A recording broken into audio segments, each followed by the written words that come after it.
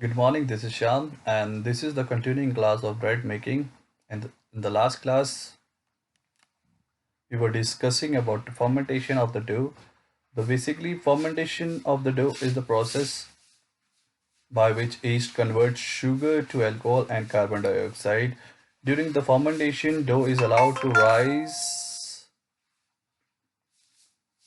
Fermentation is the resting of the whole dough. The whole yeasted dough is kept in an oil container to allow fermentation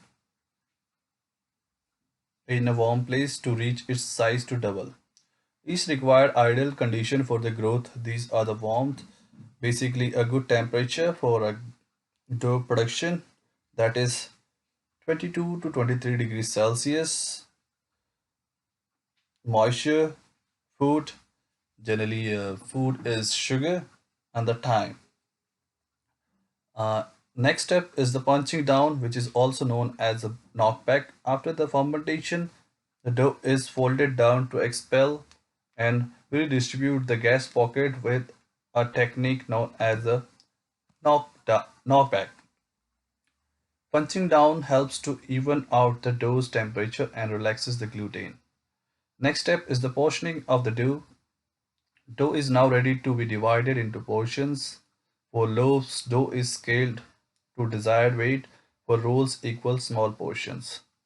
After the portioning has been completed, the rounding of the portions has to be done. The portion of dough must be shaped into smooth round in a technique known as a rounding. Rounding stretches the outside layer of gluten into a smooth coating. After the rounding has been done, the dough has been shaped into the portion. Like oval shape is required for the loaf. Dinner rolls require round shape.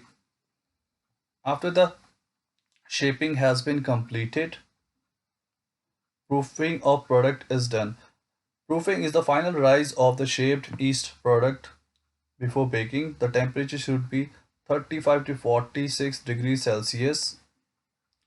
The proofing chamber temperature is humid, can be controlled with a special cabinet known as a proof chamber. Proofing chamber should be continued until double in the size. After the proofing, bread is ready for baking. The temperature and humidity of the oven should be well maintained in order to get a good result. The temperature of oven is set according to the quantity of the product, its size and formulation. Normally, bread products are baked between 200 degree to 240 degrees Celsius. When the bread is kept in the oven, it acquires heat gradually. Due to increase in the temperature, it start functioning vigorously, producing gas which raises the volume of the product. The difference in the size of the product from the time it was kept in oven to the time it was properly baked is known as oven spray. During this period of baking, it should get proper quantity of food in order to produce the gas. This much needed food is provided by the breakdown of the starch into maltose sugar. As the temperature further rises, the yeast cells start getting inactive and completely cease functioning at around 60 degrees Celsius. As the baking proceeds, protein are gets coagulated at 78 degrees Celsius, setting the structure of the product.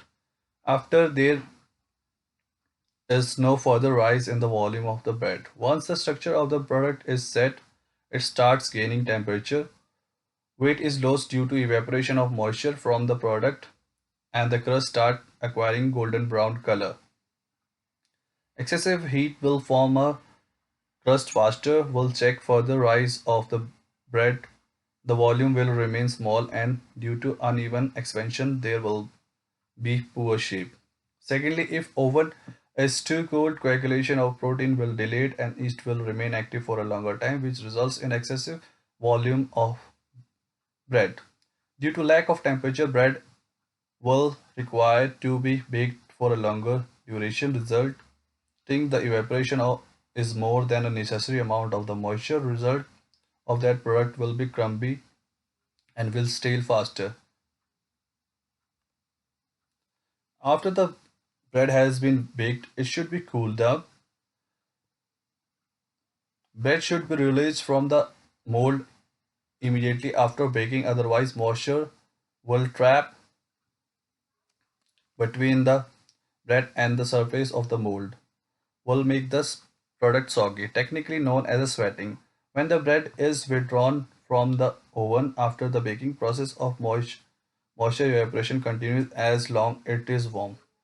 If the bread is wrapped during this stage, the water vapors will be absorbed by the bread itself and will remain as a free moisture. This free moisture will conducive to fungus infection. Therefore, the bread should be packed only when it is thoroughly cooled to the room temperature. When the bread is hot, starch granules are in swollen stage and held unstably to the gluten framework. If bread is sliced in this stage, the unstable position starch granules will lump up together, giving a very poor appearance of the slice. After the bread is brought down to a room temperature, the starch granules will shrink and stabilize in the gluten framework, and then only bread could be sliced to neat slices. After the cooling of the bread and slicing of bread, bread is packed in order to preserve its freshness and to protect it from the hazards of external contamination.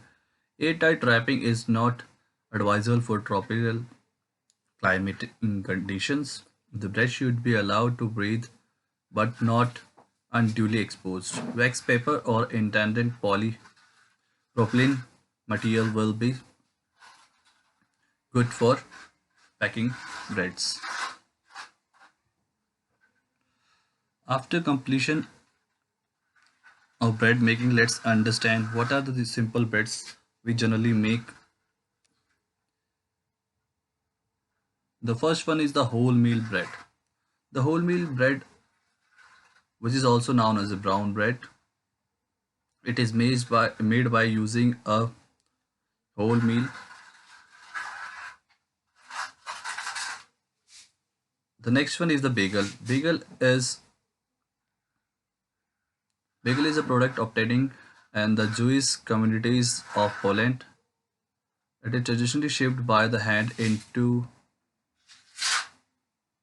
form a ring from yeast when dough roughly hand-sized that is first boiled for a short time in the water and then baked. The result is dense, chewy dough interior with a brown and sometimes crispier exterior. Bagel are often topped with the seeds and baked on the outer crust, with the traditional ones being poppy seeds or sesame seeds. Some may have a salt sprinkled on the surface, and there are different types of dough such as whole grain or rye. Bagels are eaten toasted or untoasted. The white bread is same like brown bread. Instead of a wholemeal flour, we use refined flour for making white bread. The next one is the bread rolls. A bread roll is a small, usually round or oblong individual loaf of bread served as a meal accompaniment. A roll can be served and eaten whole or cut into half, dressed with a filling between two halves. Rolls are also commonly used to make sandwiches similar to those products using slices of bread. The next one is the buns. Bun is small, sometimes sweet, bread-based item or a roll. Buns comes in many shapes and sizes. There are most commonly hand-sized or smaller, with a round top and flat bottom. Buns are usually made from flour, sugar, milk, yeast, and butter. Common sweet varieties contain small fruits or nuts, or may be topped with icing or caramel. After understanding different types of simple breads, let's discuss some common bread faults.